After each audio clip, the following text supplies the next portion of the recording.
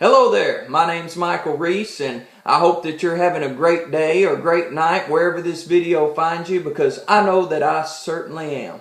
I can honestly say that I am glad to be alive, and I know that you are too. But today I wanted to talk to you about something that's very important to all of us. I heard a startling fact yesterday, and it just awoken something in my mind. The man said that an individual person has a crisis in their life about once every 3 months. He was saying that people just like me and people just like you experience a crisis in their life once every 3 months.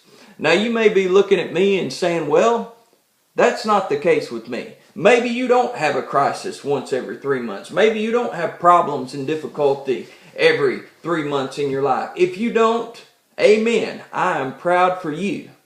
But maybe you're saying to yourself, well, I have a crisis at least once a month.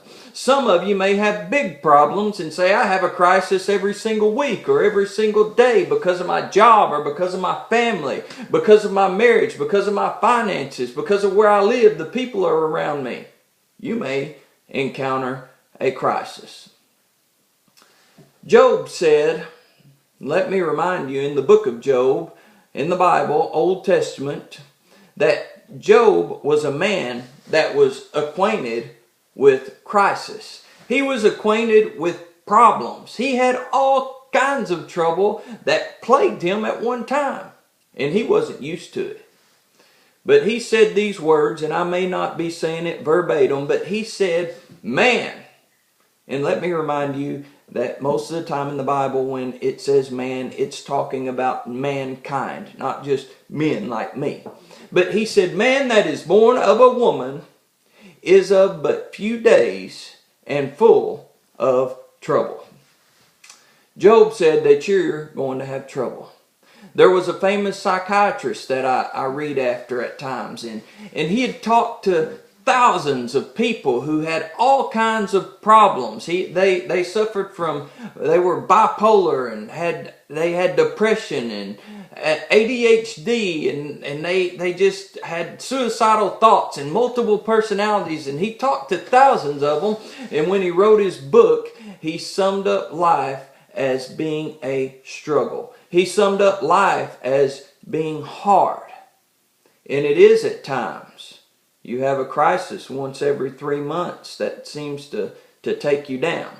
Now, I want to admit this, that most of the time when I have a crisis in my life, it's really not as bad as everyone in my own mind makes it. It's not bad at all compared to other people's problems.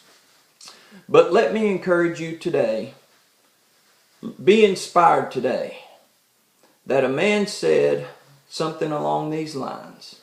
He said, whatever problem you're facing, whatever crisis that you're facing, whatever obstacle that you're facing, whether it be in your home, whether it be in your marriage, whether it be in your finances, whether it be in your job, whether it be with your family in general, your children, whatever your problem or crisis you're facing, there are thousands, and there are tens of thousands of people who have experienced that same problem. There are thousands and tens of thousands of people who have overcame that problem that was greater than yours. They've got the victory. And let me let you in on another secret. Those people that have encountered and overcome the same thing that you've been going through, or that you went through, or that you're going to go through next month, they're no smarter than you.